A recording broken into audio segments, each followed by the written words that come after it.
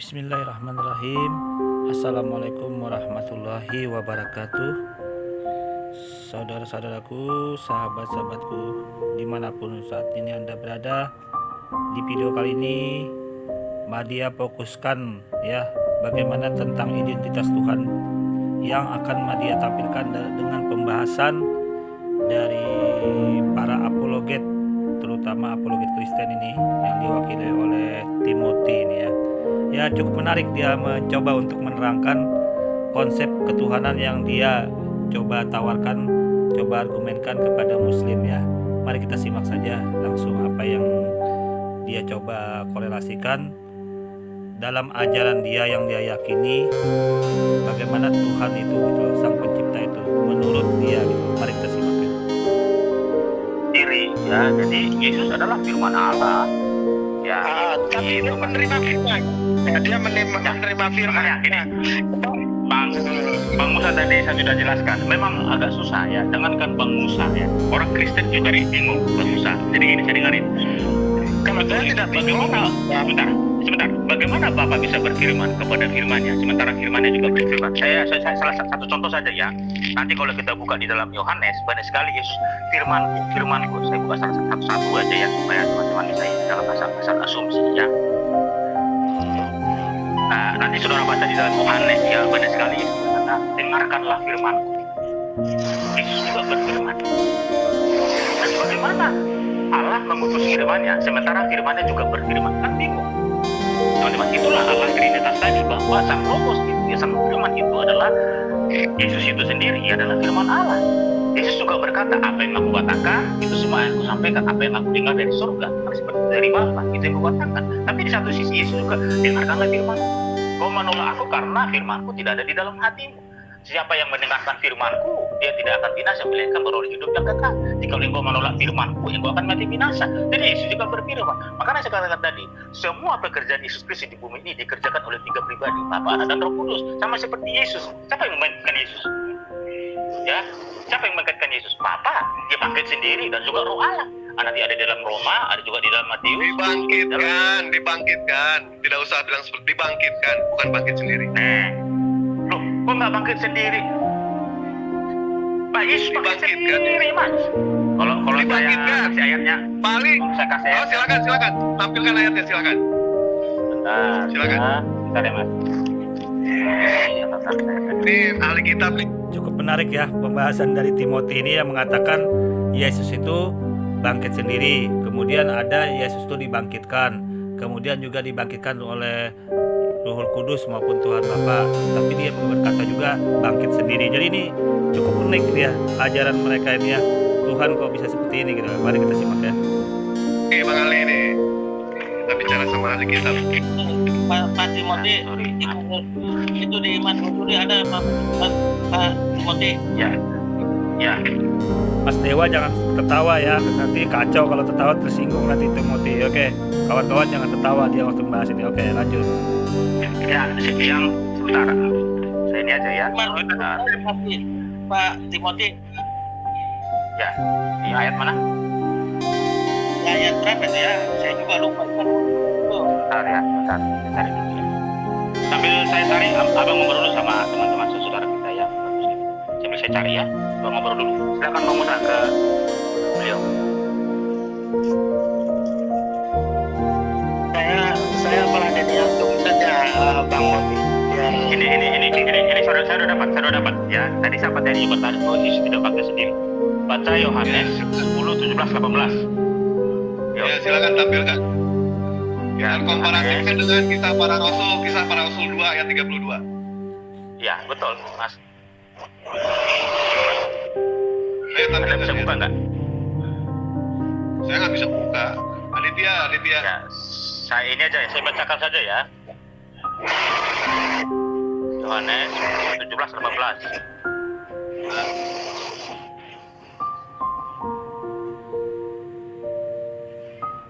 Ya, saya bacakan satu bagaimana, Bang?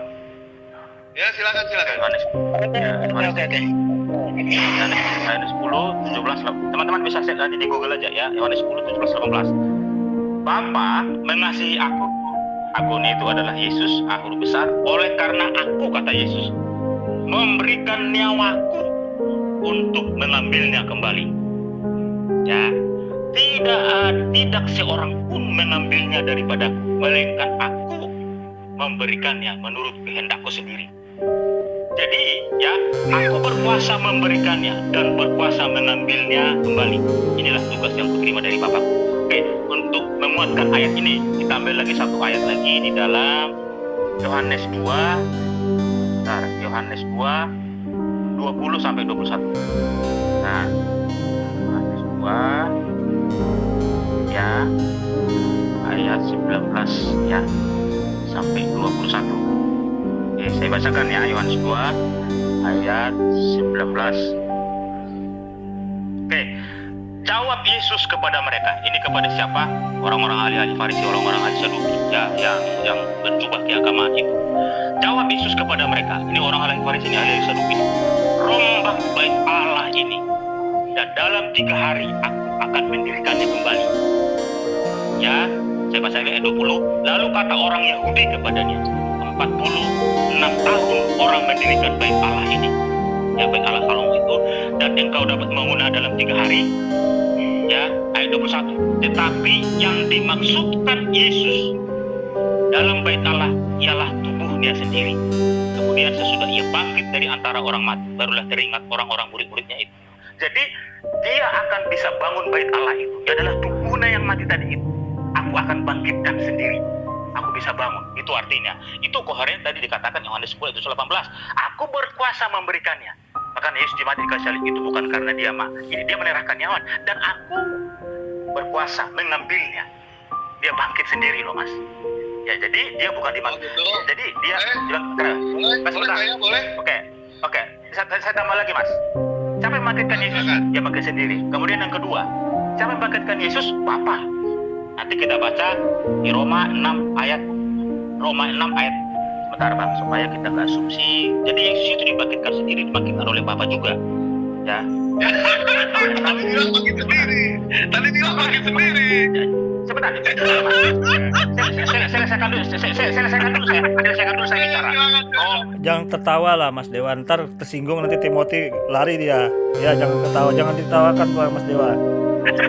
Sebentar bang. Roma 6 ayat 4. Jadi apakah yang akan kita katakan tentang Abraham? Tunggu bang. Bang Dewa mohon jangan tertawa.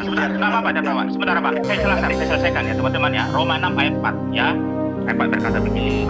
Dengan demikian kita telah dikuburkan bersama-sama dengan dia oleh baptisan Kristus telah dibangkitkan dari antara mati oleh kemuliaan Bapa. Jadi yang membangkitkan Kristus adalah Bapanya sendiri. Sebentar. Satu lagi. Kalau dibangkitkan Sebentar. Ya, sebentar Mas, sebentar. Belum selesai. Oke, sekarang Roma 8:11. Roma 8:11.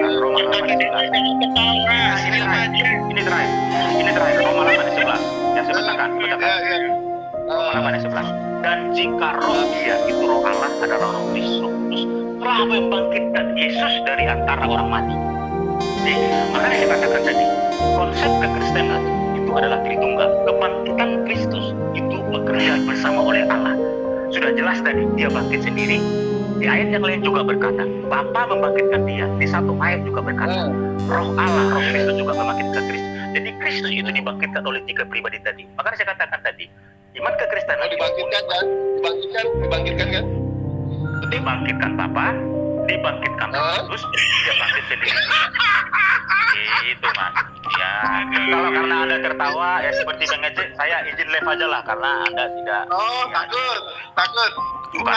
Tuh, ngambek kan Timothy-nya. Waduh, Dewa, jangan tertawa biar dia lari dia. Live dia nanti izin. Kan dia lari nih sudah. Susah kan? Lanjut. Oke, Dewa jangan tertawa. Mas, jangankan Anda suruh Adi Hidayat, Abdul Somad, Taslim, Sani Munir, semua ustaz-ustazku ini diskusi sama saya. Dan saya tidak pernah mengerti karena kita diskusi. Kebenaran tetap kebenaran, ya. Oke, terima kasih teman-teman sudah bergabung ya. Dan saya terima kasih Mas Adi, saya izinkan masuk ya. Terima kasih semuanya. Ya, terima kasih. Ya, Kisah Para Rasul 2 ayat 32. Tolong buka. Kisah Para Rasul 2 ayat 32.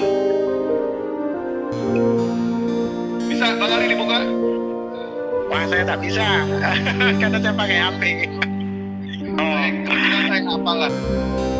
Nah, kisah para Rasul ayat 32. Ya silakan baca. Oh Yohanes sih. Kisah para Rasul. Kisah para Rasul 2 ayat 32.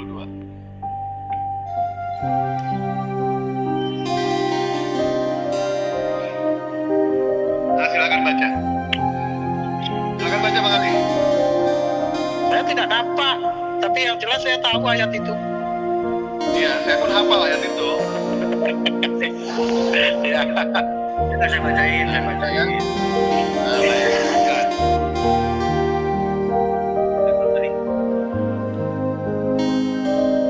Kisah para Rasul 2 ayat 32 ya. Yesus inilah yang dibangkitkan Allah, dan tentang hal itu kami semua adalah saksi. Nah, udah selesai. Berarti Yesus dibangkitkan. Kan begitu. Oh, Masa mau dilawan ayat itu? Nah, lu konteksnya lu baca dulu, gitu kan? Para murid-murid Udah dibaca. para Ya, udah dibaca satu perikop. Ya, para murid Udah dibaca satu perikop. Alhamdulillah. Jadi jangan mengklaim lagi Yesus itu bangkit sendiri. Tapi enggak juga, karena apa yang dibacakan oleh Timothy, apa yang dituliskan oleh Pak Timothy itu adalah perkataan Yesus sendiri. Sementara yang lu kisah para rasul ada perkataan murid, pandangan murid terhadap kejadian Kalau Bro Novel berkata begitu, Bro Novel berkata begitu, lalu bagaimana dengan yang tertulis di Yohanes 1 ayat 1 itu siapa yang ngomong? Itu bukan perkataan Yesus, melainkan perkataan penulis, perkataan Yohanes lah gitu kira-kira ya. Ya memang pandangan Yohanes, betul itu memang betul. Nah di sini kan jadinya blunder, Bang Novel. Nah blundernya ketika kata blunder itu saya katakan blunder karena ketika itu Anda katakan, nah itu kan perkataan muridnya, bukan perkataan Yesus katanya kan. Nah tapi di Yohanes 1 ayat 1 itu juga sama, itu bukan perkataan Yesus melainkan perkataan muridnya. Perkataan muridnya Yohanes memang. Terus yang salah, maka dari itu, maka dari itu ya, yang menjadi otoritas di dalam Bible itu itu sendiri, dan yang أنزل على عبده الكتاب ولم يجعل له عوجا.